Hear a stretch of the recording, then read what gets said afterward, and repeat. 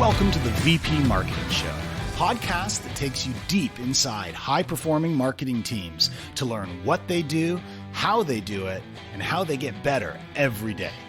We cover strategy and execution, brand and demand, metrics and team structure, today's realities, and tomorrow's opportunities. If you lead a marketing team, you aspire to the top job, or you're a CEO who hires and manages a VP marketing, this is the podcast for you.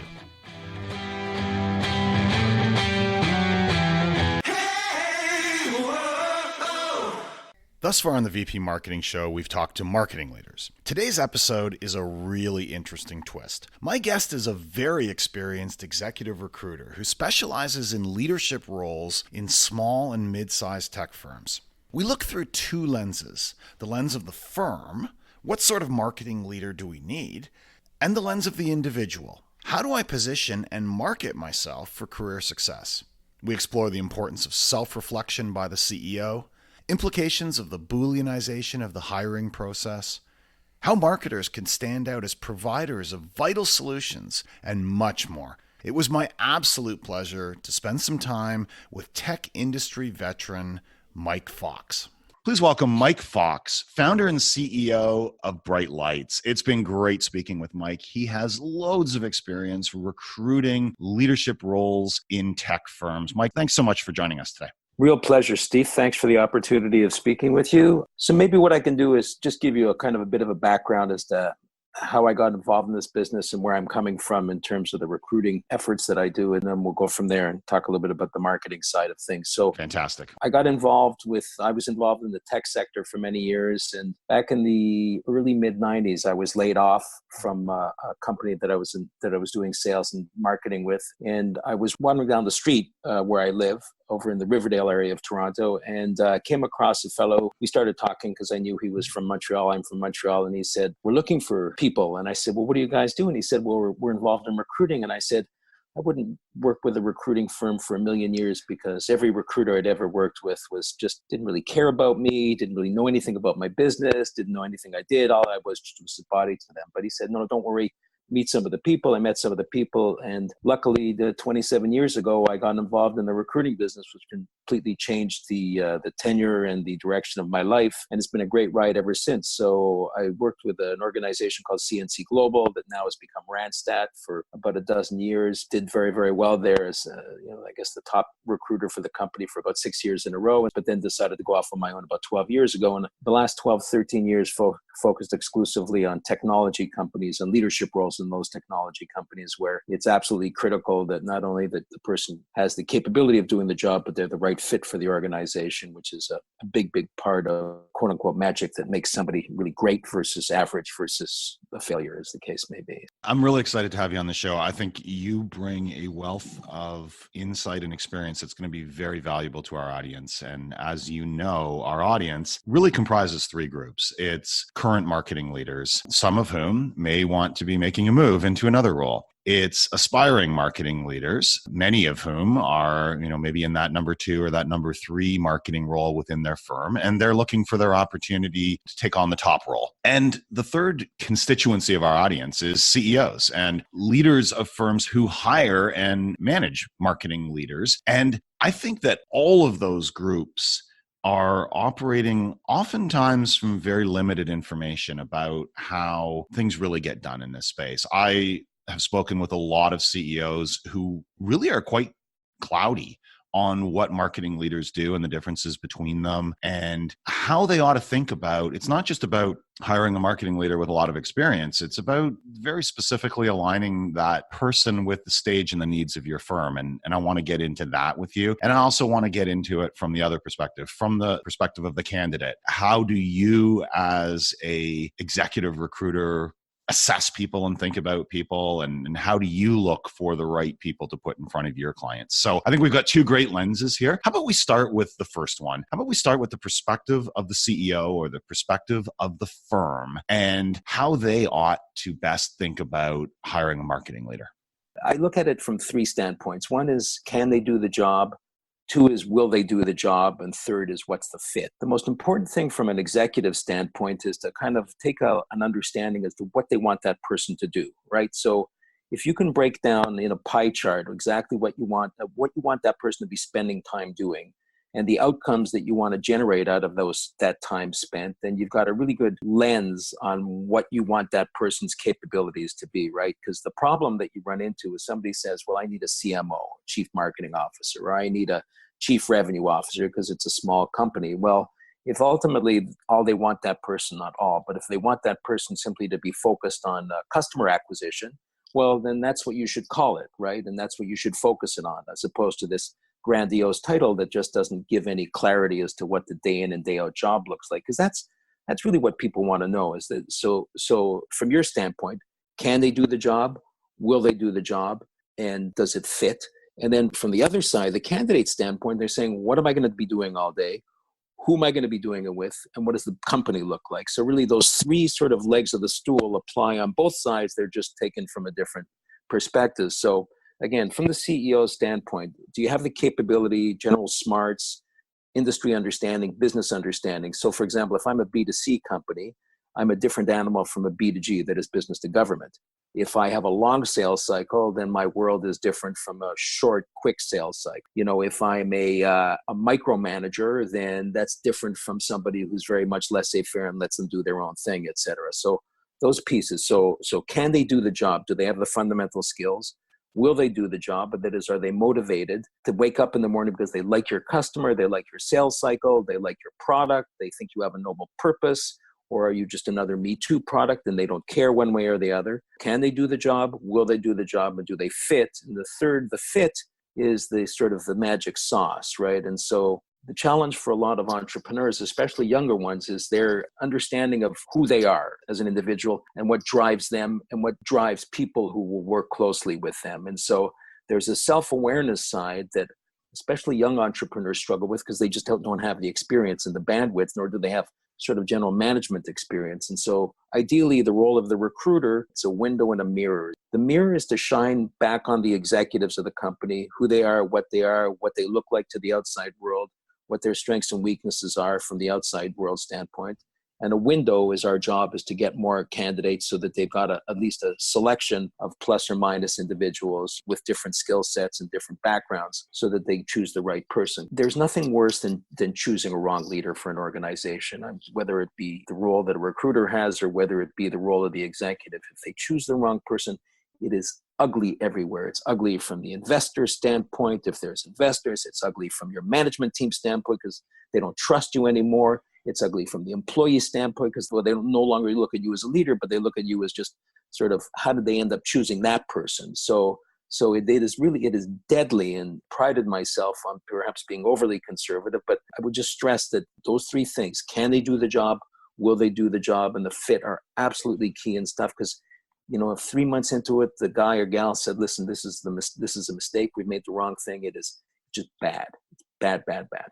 That mirror portion of what you're saying is so critical in helping the CEO and the executive team reflect on who they are, where they are, what they need, what they don't need. How receptive are CEOs generally to really engaging in that mirror exercise? Because I'll tell you, in my experience, there are a lot of CEOs out there. I don't know as many as you do, but there are a lot of CEOs out there who are working from a rather incomplete understanding of all that marketing can do. And what I think it causes them to do is think that any one marketing leader ought to be able to do everything super well. And I don't think that that's the case. I think there are some marketing leaders who are much more focused on building real long-term value through brand and product and community.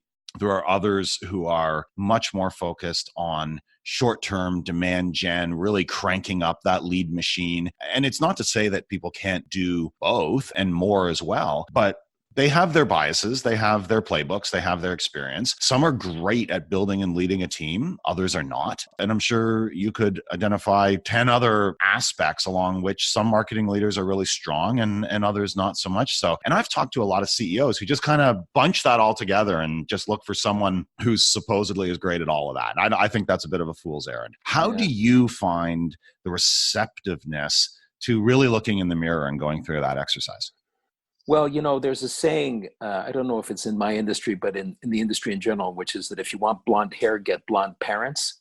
And so ultimately, you're deciding for yourself who you want to be as your side by side with.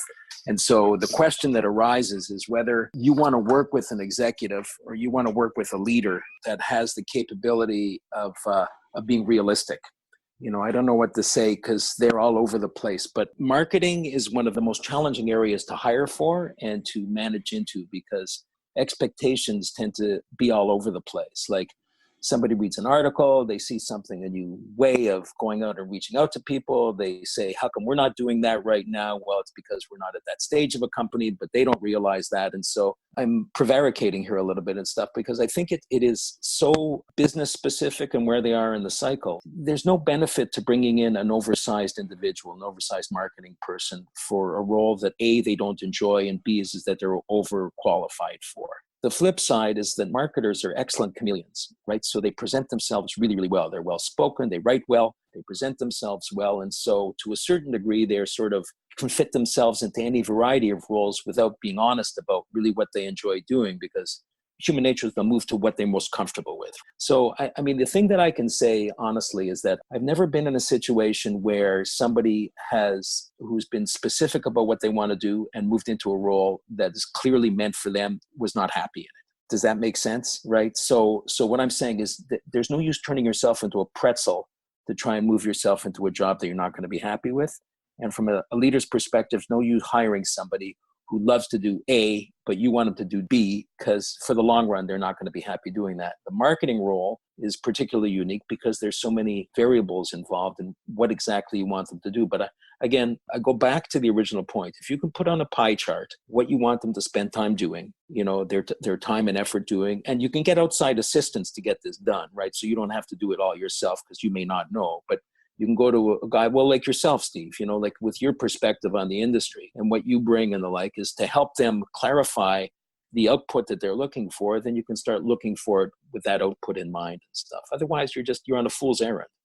Yeah, I would go further actually and say they ought to focus on outcomes rather than on time spent. If I'm a CEO, do I want my marketing leader to build brand, community, and enterprise value over a 2, 3, 4-year horizon to perhaps establish a new category or achieve lasting dominance in a growing category? Or do I want someone who's going to fill the pipeline now? I've got a sales team to feed. I've got near-term revenue targets to hit, and all that other stuff sounds like fantasy to me right now because my vision is much closer to home and I need demand now. Tell me if I'm looking at this wrong, but I think that it would be better for that CEO to focus on the outcomes that he or she needs and then ask the prospective marketing leader, based on these outcomes, how would you deliver that? And are you the right person to deliver that? Tell me why or why not, rather than trying to manage how they would spend their time. Because I think, honestly, a lot of CEOs are not in a position to adequately assess how a marketing leader ought to spend their time. Well, it's a valid point and stuff, but I think to a degree they're hand in hand. And my concern about sort of defining the outcomes is in some cases gets too far down the road, right? Because oftentimes they just don't know, right? They know that they want to grow their business, that it's got to scale. They know that they need to do X in terms of monthly recurring revenue. They need to do Y in terms of various metrics and the like, but they just don't know what some of those metrics are. And so to a certain degree, and especially in the marketing area, which tends to be a bit opaque, as to how all of these pieces move together is that my thought is that the more granular you can get about how that person does their job, where they spend their time and effort, and ultimately, of course, what the outcomes should be would make it better in terms of finding the right candidate. So I agree with you that the outcomes are key. Here's where we want to be in 6 months or a year from now.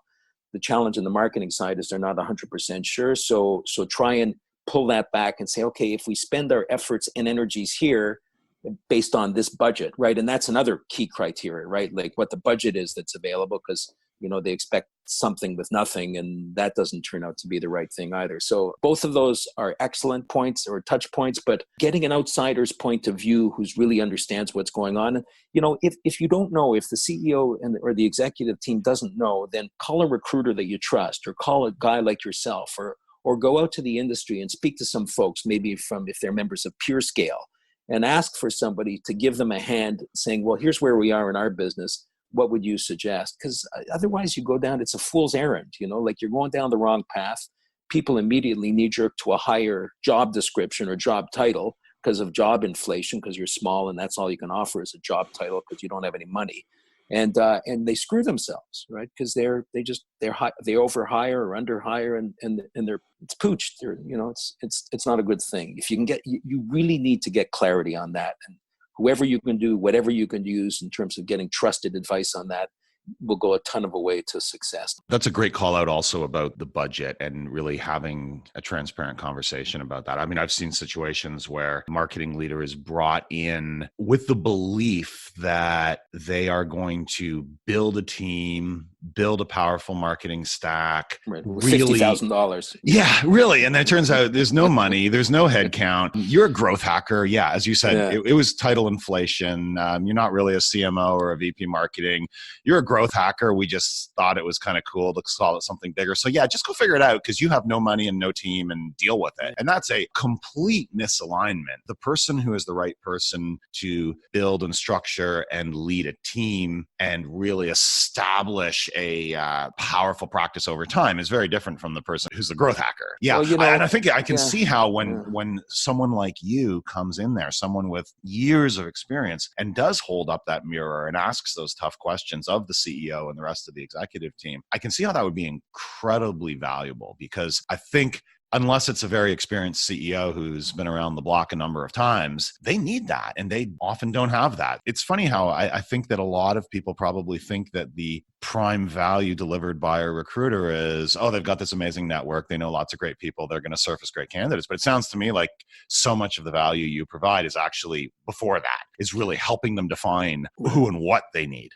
No, 100%. Like there is absolutely no value whatsoever in over-promising on a role or stating something that you know isn't true just in order to get your right guy and the like, because sure as God made apples, after 2 months, the guy or the gal is saying, this isn't what was promised, and they move on. And it's, as I said, it's just ugly all over the place. And so the insights, it's interesting what's happened with the internet and in terms of jobs and people finding jobs, et cetera, is that the booleanization of the hiring process has become more and more kind of micro-focused on specific niche skills, specific industry backgrounds, specific number of years of experience and the like, which really have nothing to do with creativity, has nothing to do with people's excellence in terms of looking around corners, in terms of seeing the big picture, in terms of management skills, et cetera. And so, I mean, I'm just a huge believer, maybe I'm an old school to a certain degree and the like, is that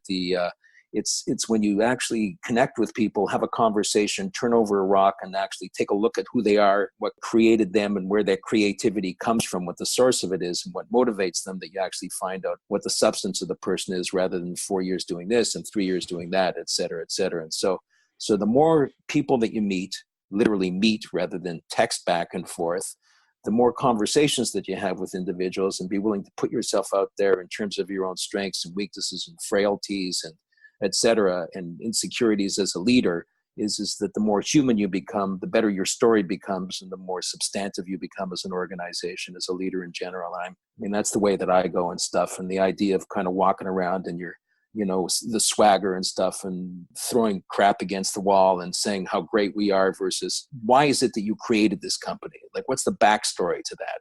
What's special about you and what's your own backstory and stuff? And just have those human conversations as you meet all sorts of people that you would oftentimes never think of for the role that turn out to be magical. I'm kind of chuckling to myself because I so agree with what you're saying. And I love the booleanization of where people are trying to almost take the humanity out of it and just look for, I want someone who ticks all of these boxes perfectly, or I won't even talk to them. But it's funny, then you talk to this CEO or this leader and you ask them about their path and they've taken a winding path and you ask them to what they attribute their own success. Oh man, I took a leap of faith. I took a job that I was totally not qualified for, but I made it work through sheer determination and grit. And then I went out on this limb and I switched industries and I jumped from large companies to small companies. That's awesome. Way to go. Yeah. And then when they hire, they are like, oh no, I would never do that. Like, no. You have to come from the exact same industry, the exact same deal size, the exact same stage of growth, or I won't even have a phone call with you. And it's like, wow, where's the disconnect there that in your own career, you celebrate taking stretch roles and really moving into areas where you were not the perfect fit. And look how well it worked for you. But then you completely shut down the notion that anyone else could do that. And I've always scratched my head about that. Yeah, I mean, that is. It's wildly disappointing, and I see it happening more and more often because our world is shrinking. As much as the internet expands reach and stuff, it shrinks humanity. It shrinks the connection between people and the willingness. Like that description, the little diatribe that you went on describing this CEO's journey, et cetera, and the like, is suddenly humanized what is now just a job description on the internet, which you have to send your thing into, and which gets parsed by Indeed or whoever and stuff into X number of years of background, which really have no correlation to anything except booleanization of the skill sets. And so just to that point, sort of flipping it over to the candidate's point of view to career arc, if it's okay, maybe we can segue to that. Perfect timing, at the moment, yes. And stuff. So in my own estimation, there's 3 buckets that exist out there, right? So as you're looking to sort of improve your career arc, maybe move jobs, find new opportunities, and the one grouping are people that you know well.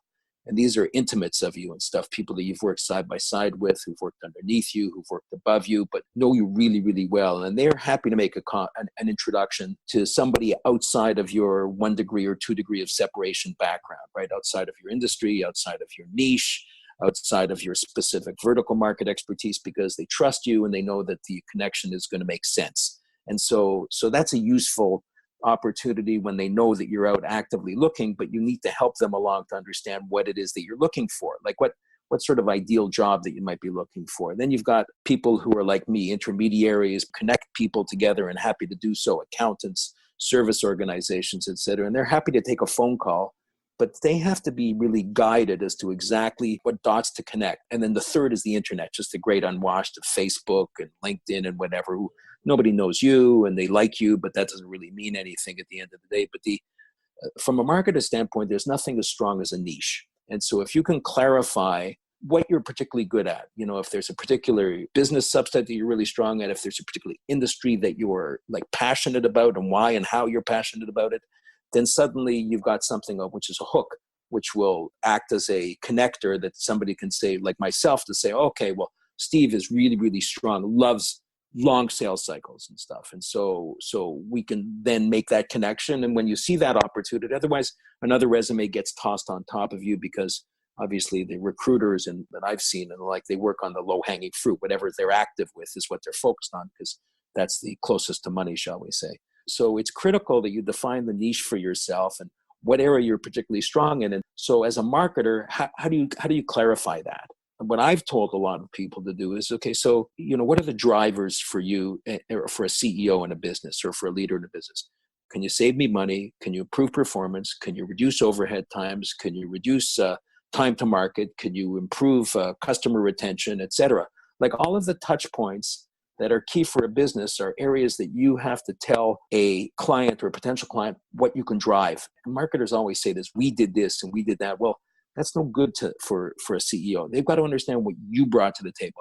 Well, you know what, Mr. CEO, I built a team of 4 people where we started off and the revenue was $20,000 a month. We drew it to $150,000 a month within 6 months, et cetera. And this is exactly what we did and stuff. And I did this part and they did that part.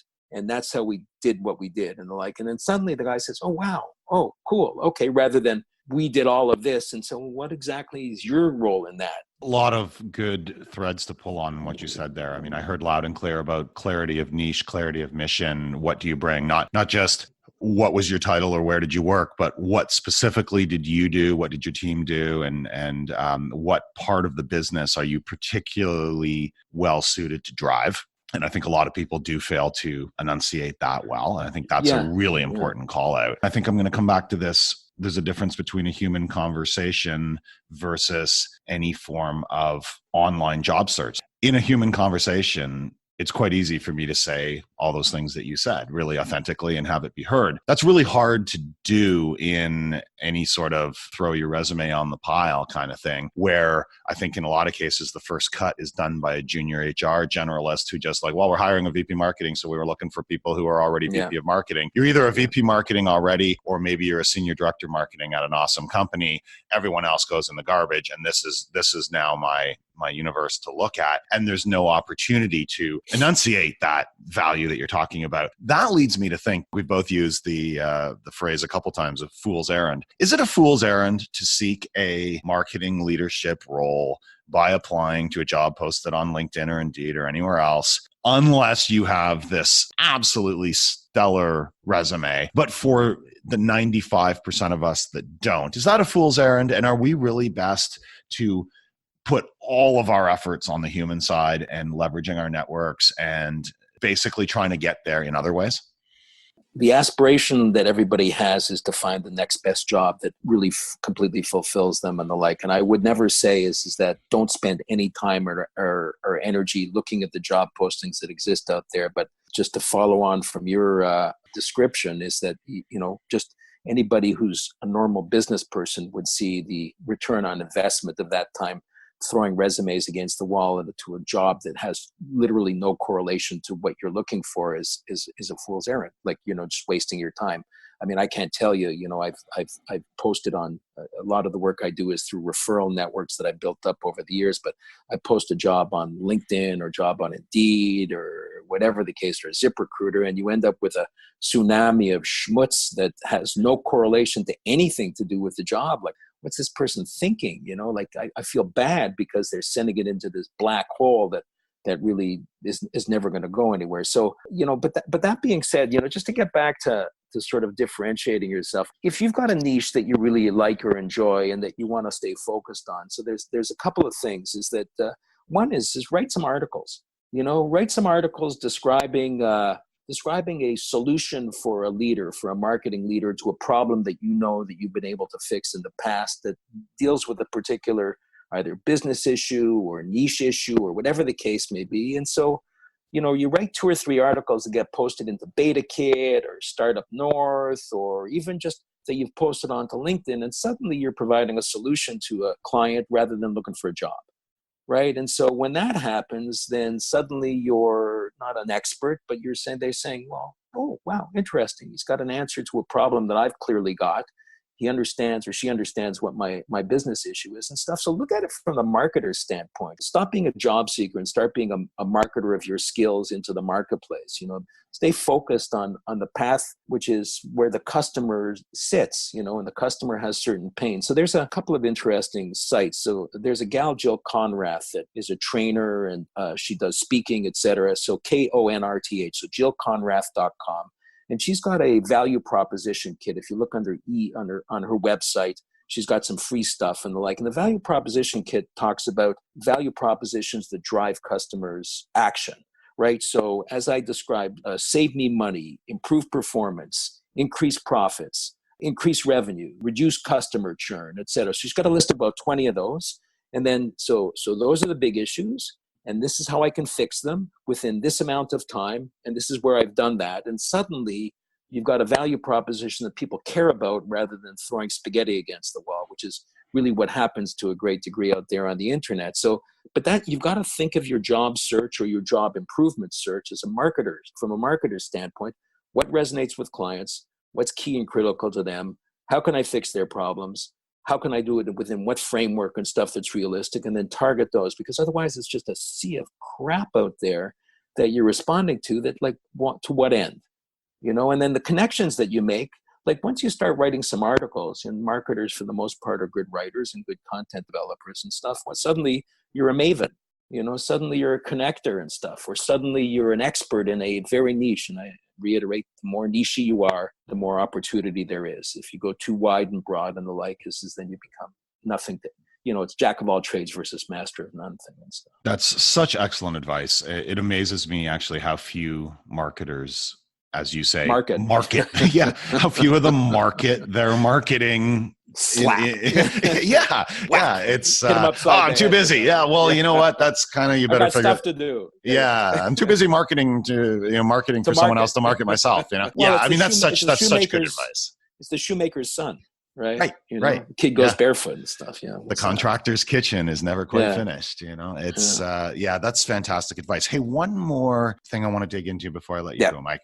I think some people, I've heard this complaint from a lot of recruiters saying, candidates fundamentally misunderstand what my job is. They think that I'm here to help them get a job. I'm not. I'm paid by the company. I am here to find the right person. I'm not here to help the candidate. I will help the candidate insofar as the candidate helps me serve my client, the company. And it makes perfect sense. But is there a place in which a job seeker, over and above doing all the things you're talking about really elevating their brand, finding their niche and so on, is it a relevant thing for them to reach out to recruiters such as yourself and market themselves to you? Or is that not helpful for you because you will find them if they fit your needs? How do you think about that? Well, so if somebody is a niche industry expert, like let's say a recruiter focuses exclusively on CTOs, chief technology officers, then that's one thing. One of my business challenges is that although I'm very specific in the world that I recruit for, leadership for early mid-stage technology companies, 20 to 200 people in size, Kitchener, Waterloo, and Toronto, that seems to be pretty specific, but it's not a niche.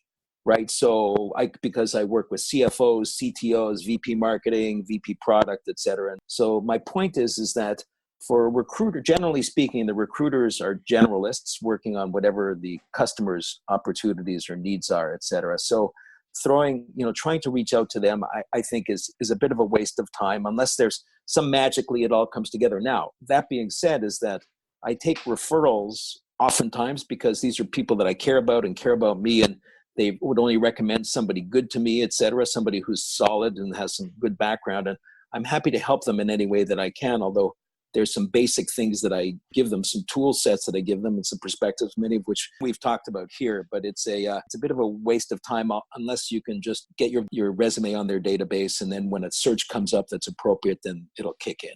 But they're not going to proactively market you unless you're somebody really, really very specific, like, whether you're an AI specialist or with a very particular like medical background, and they're sort of airlift you into an opportunity they think might exist. But the chances of that coming together are few and far between because we're working on whatever we're working on at any point in time. Otherwise, it's just more flotsam and jetsam. Yeah. Mike, I really appreciate you taking the time today. I think it's been fun. Our exploration of how CEOs and leadership teams can hire better and how individual marketers can better market themselves and position themselves for success. I know I've learned a lot from you. I'm sure that our listeners have as well. Thank you so much for joining. Been a real pleasure. Thanks, Steve. Thanks for the opportunity. Mike Fox, founder and CEO of Bright Lights. Thanks for listening to the VP Marketing Show. We hope you'll join us next time.